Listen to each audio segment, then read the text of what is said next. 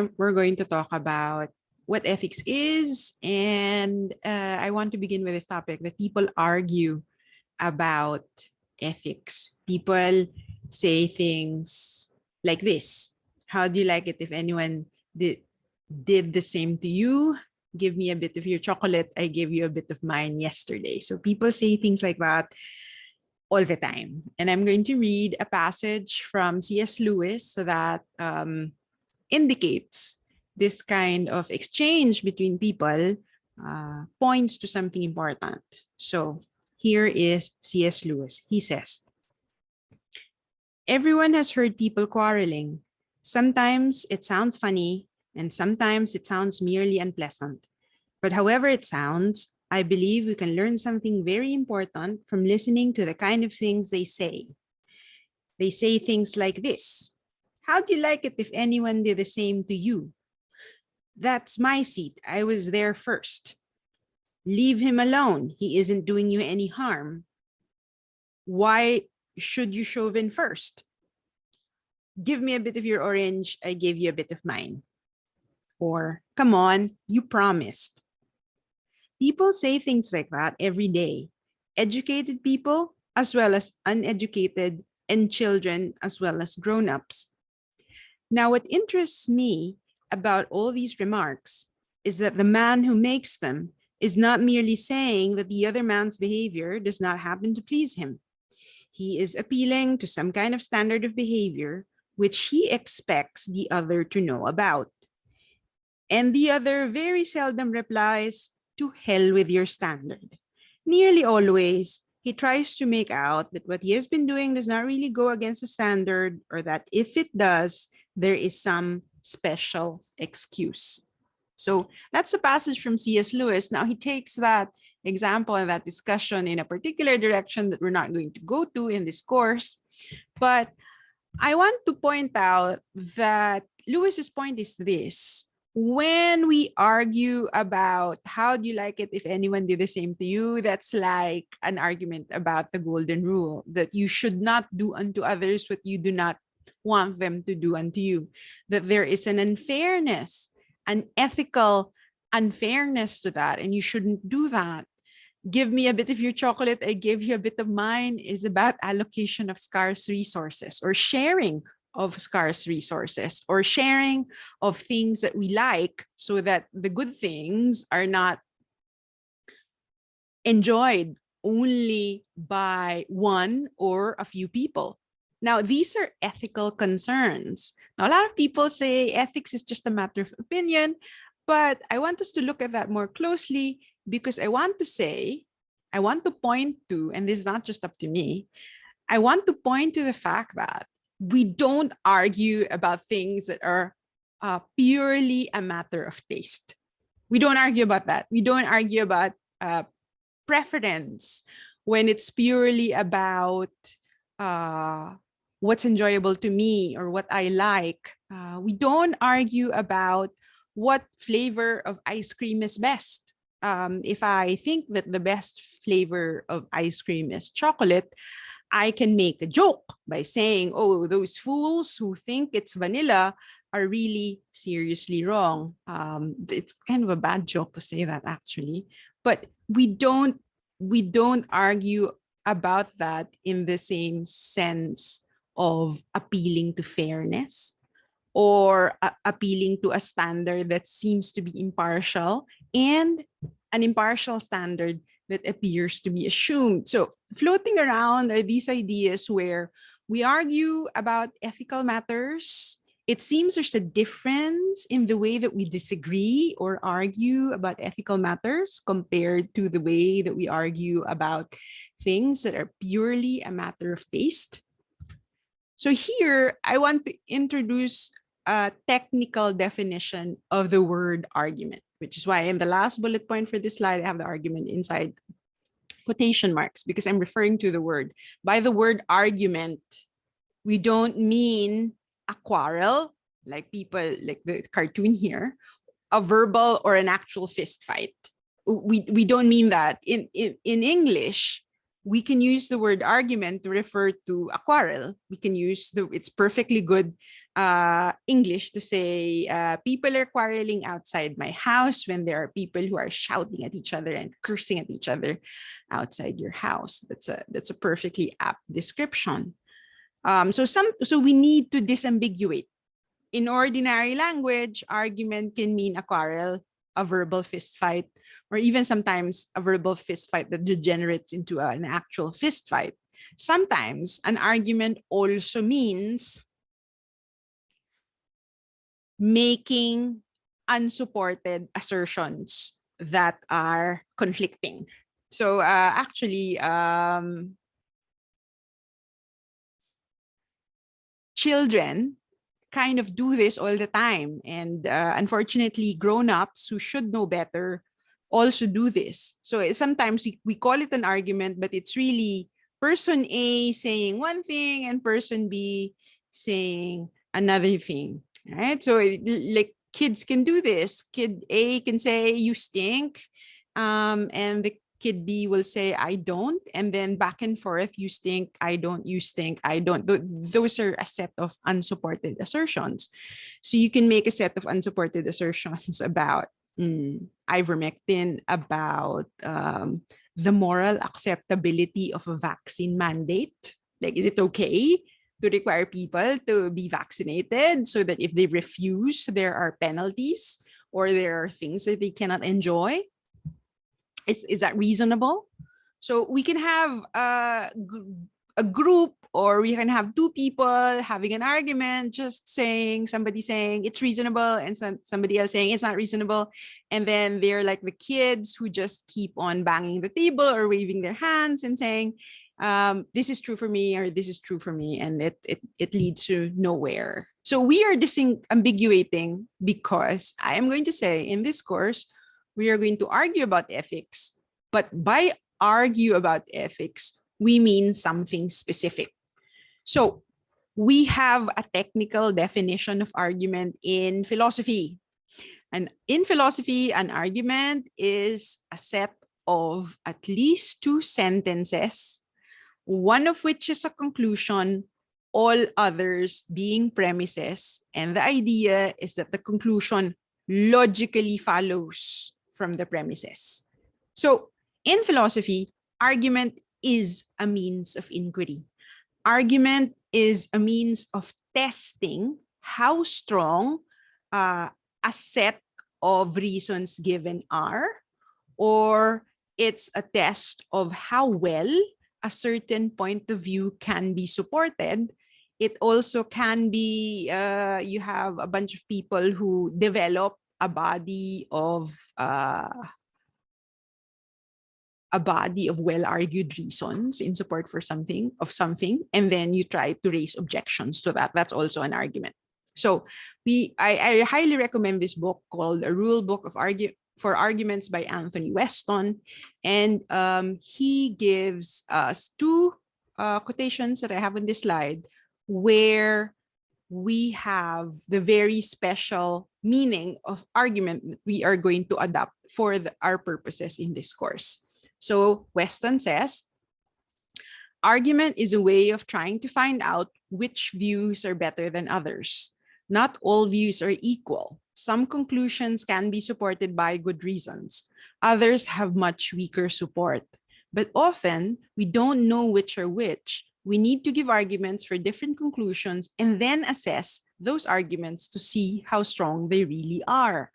Notice that on this view, you can have an argument even if you're by yourself, even if there's nobody else, no need for shouting, no need for an opponent. Or maybe an argument is exactly what you need if you're not sure whether having a vaccine mandate is morally acceptable.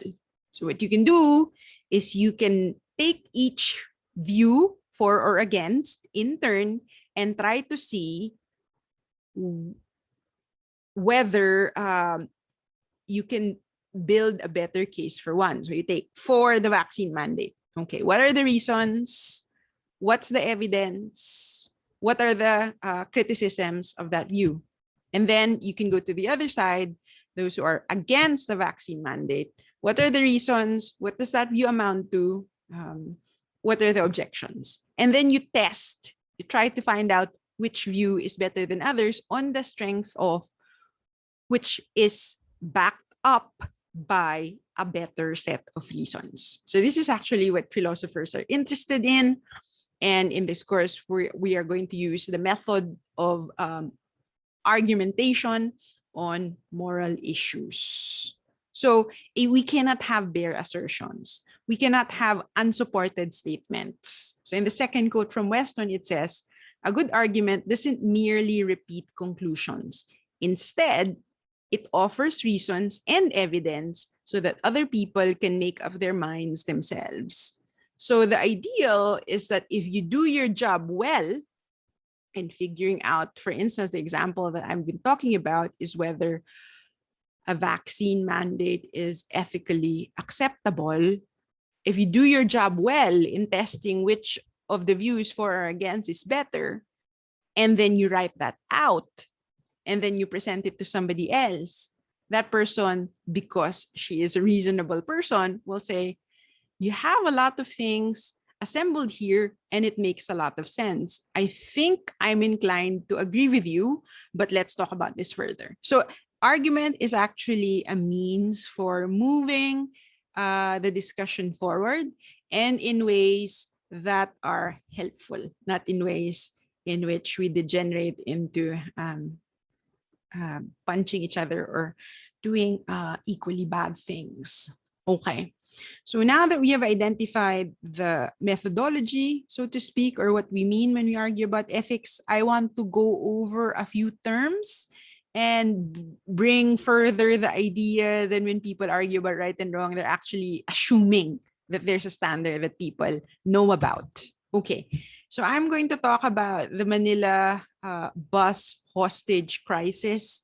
This happened around 2010 when there was a bus carrying tourists from Hong Kong touring Manila, and there was a man who was dissatisfied with many things, and he took the tourists hostage, and many people died, and it led to a lot of serious problems. It was a very tragic incident. So I want to draw attention to one part of the hostage crisis, of the bus hostage crisis. Some of the things that led to the deaths are connected to how the incident was covered in mainstream media. The reporters were very close to the bus at some point. There was a television inside the bus that was broadcasting coverage of what was happening. And the media actually broadcasted how the brother or some other family member of the hostage taker was taken into custody by police officers. And that led the hostage taker to get very, very angry, and things went crazy after that. And people died, right? And in an inquiry on this incident, it was not only an inquiry into what the hostage taker did, it was also an inquiry into what the reporters did. Were they representing and telling the story in a helpful and responsible way? And one of the things that the reporters who were too close in reporting, they said, well, we were just doing our jobs. We were just trying to get the scoop, be the first one to report an incident. So we want to be the first one to break the event that a family member of the hostage taker was taken by the police. And then one person who was asking the reporters said this very telling thing, which is, well, it's not just a matter of your responsibility as a reporter. You have a responsibility as a human being, that you shouldn't do things that should endanger lives, even if it will benefit ratings, even if it might get you a promotion because you got the scoop. You reported the breaking news first ahead of other mainstream news outlets. Okay, so in that whole exchange, we see the term right And it seems to be coming from a sense of human obligation, an obligation as a human being, right? That applies to you if you're in that situation. So roughly, by morally right, we mean something that's obligatory. Something is obligatory if you're required to do it. And the moral requirement is actually an appeal to freedom. You're not required in the same sense that you are compelled and you have no choice. Right means obligatory, and it's something that you impose on yourself out of your own free will, because you recognize yourself that something is right or something is obligatory. The opposite of right is wrong. And when something is morally wrong, it is forbidden, meaning you should not do it. Again, it's physically possible for you to do that wrong thing. It's also within your freedom. You're free enough to do the wrong thing. But if it's forbidden, there is an ought that should have been recognized by you. And this is why, okay, I'm looking for the next thing, which is doing the wrong thing is sometimes or often associated with blame. Now, there is a term here that may be new to you. Some people have been telling me worry about vocabulary. Don't worry, you will be defining terms, but you do have to take notes about them. So this is a term, right and wrong, obligatory, forbidden, I take it are familiar. Supererogatory, or actions that are taken as a matter of supererogation. That sounds like a very fancy word, but believe me, even if you've never heard of this word before, the idea is familiar. Things are a matter of supererogation if it is going over and beyond the call of duty, going beyond. So it is optional. So if you do something supererogatory, you may be praised because of this. If you do something saintly or heroic, that's going beyond basic or basic decency, we shall say, or doing what's obligatory, but doing more than what is obligatory, that is optional in the sense that if you fail to do the heroic, usually blame does not apply. So these are terms that we will be using, and I have here a first rough description of what they mean. Praise and blame are usually associated with right, wrong, supererogatory. So praise is associated with doing what is right. Even more so, praise is associated with the supererogatory. Blame is associated with doing something forbidden. Blame is also associated with doing nothing when something is a matter of obligation, right? So like failing to rescue somebody drowning right in front of you when it's very easy to save that person, right? So failure to do an obligation can also mean blame, right? Now, right and wrong, good and bad are thin, meaning they seem to have this black and white quality to them, and they don't seem to be easy to describe. But there are ethical terms that are thick in the sense that there's a set of descriptions, even stories that go with them. And I have here an example, the difference between what is courageous and what is cowardly. And these terms are something that we can discuss further. So courageous is also considered right. You can also align that with what is right and what is obligatory. Being cowardly can be aligned with what is wrong and what is forbidden, but there's so much more we can say about an action that counts as courageous and an action that counts as cowardly. In fact, we can even describe entire characters, entire personalities, entire life stories that go with what is courageous and what is cowardly. So in that vein, courageous and cowardly are aligned with something that we can relate to particular cases or even our actual lived experience. Okay. So now I want to go over a brief description that we already went through during the orientation, the difference between what is descriptive and what is action guiding. There's this whole spectrum. One side is more on the descriptive side and the other side is more on the action guiding side. So if we're trying to articulate the difference between a philosophical approach and a non-philosophical approach to morality, maybe studying morality using neuroscience or using sociology or using history, that is more aligned with the descriptive about what's going on. Ethics, in the way that philosophers discuss it, is more aligned with what is action guiding. So the difference we have in these two columns, now I'm not saying that the natural and social sciences do not guide action, but I'm saying that in the spectrum where we have descriptive on one end and action guiding on the other end, philosophical ethics is more aligned with action guiding, more in that direction, and the natural and social sciences are more in the direction of the descriptive. The descriptive is about facts, about how things came to be, about what the world is like. The descriptive is about having a match between a set of statements you can write on a piece of paper and what the world is like. So a description can be like a representation. It can be even like a drawing, like this is the way the world is. This is the way that people have considered morality. This is the history of what is considered morally right. That's what's descriptive, right? What's action guiding is about how the world should be, not how the world is or was. So what's action guiding involves a statement of command or ought. It tells us what to do or guides our action, and it tells us how to change the world.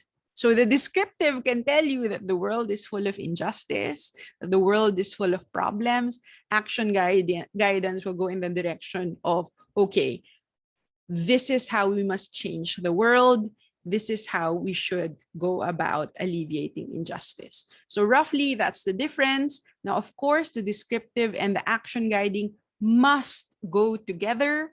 You can only have apt action guidance if the recommendation for action is grounded on correct, accurate description. Okay, so I'll end there for now. And I'll give you another recording later about the challenges to ethics.